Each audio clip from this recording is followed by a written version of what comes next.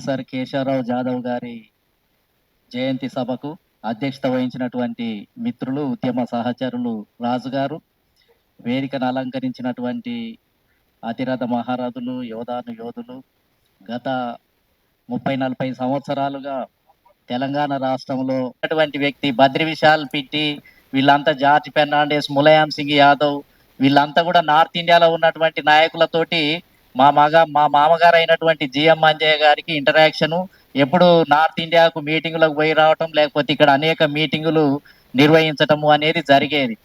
అయితే మెల్లమెల్లగా ఆయన తోటి చర్చిస్తున్నటువంటి సమయంలో అప్పుడు నాకు అనిపించింది ఏంటంటే, కమ్యూనిస్టు వాదానికంటే కూడా అసలు లోయ ఇజం ఏదైతే ఉందో, సోషలిస్టు పార్టీ నిర్వహించినటువంటి పాత్ర ఈ దేశంలో చాలా గొప్పది. తెలంగాణ ఉద్యమంలో మా మామగారు రాజమండ్రి జైల్లో 69లో చెన్నారెడ్డి వీళ్ళందరితో పాటు జైల్లో ఉండొచ్చినటువంటి వ్యక్తులు. చాలా మందికి ఇప్పుడు కొంతమంది చరిత్రలు తెలియదు, ఊరికనే పైన తెలంగాణ వాదం గురించి మాట్లాడి నిన్న అద్భుతాలు సృష్టించబడ్డాయి.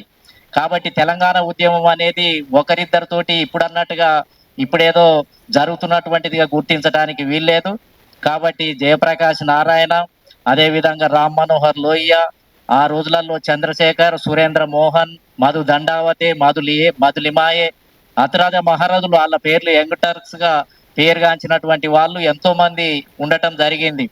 కాబట్టి ఈ దేశంలో బాబాసాహెబ్ అంబేద్కర్, రామ్ మనోహర్ లోహియా ఏదైతే ఉద్యమాలు రావటం జరిగిందో, కాన్షీరామ్ గారి ఉద్యమాలు రావటం జరిగిందో, ఈ 3 ఉద్యమాల నుంచే అనేక మంది మహామవులు ఆవిర్భవించినటువంటి పరిస్థితిని నేను చూడటం జరిగింది.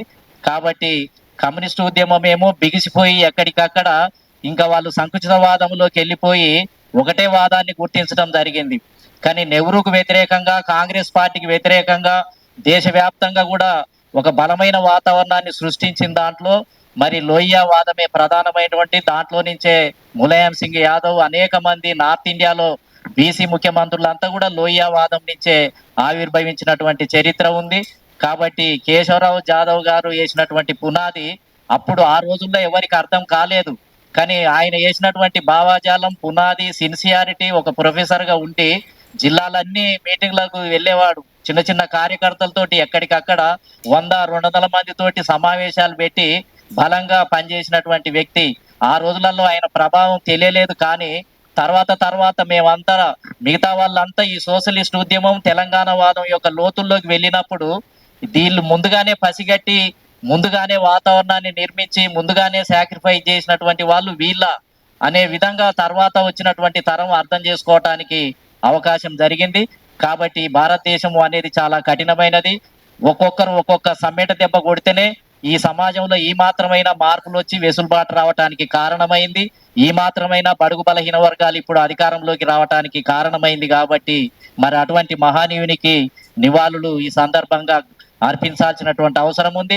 తెలంగాణ ప్రభుత్వం కూడా ఇప్పుడు ఏదైతే కాంగ్రెస్ ప్రభుత్వము ఆయన యొక్క విగ్రహాన్ని మరి ట్యాంక్ బండ్ దగ్గర ఇంకెక్కడైనా ప్రముఖమైనటువంటి కూడల్లో పెట్టాల్సినటువంటి అవసరం ఉంది. ఆయన సాక్రిఫైస్ చాలా గొప్పది. ఆయన ఎంతో మందికి కోఆర్డినేషన్, ఒక కేంద్రంగా ఉన్నటువంటి వ్యక్తి. కాబట్టి ఆయనను కేంద్రంగా పెట్టుకొని ఎంతో యువ నాయకత్వం కూడా ఈ తెలంగాణలో తయారైనటువంటి పరిస్థితి ఉంది.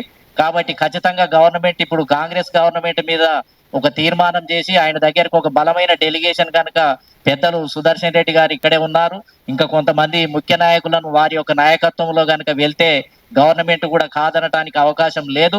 కాబట్టి మరి ఆయన పేరు మీద ఒక ట్రస్ట్ భవను లేదా ఒక విగ్రహం అయితే కంపల్సరీగా పెట్టడానికి మనమంతా కూడా ప్రయత్నం చేయాలని చెప్పి కోరుకుంటూ నాకు ఈ అవకాశం ఇచ్చిన మీ అందరికి కూడా కృతజ్ఞతలు తెలియజేస్తూ సెలవు తీసుకుంటున్నాను. జై పూలే, జై భీమ్, జై భారత్.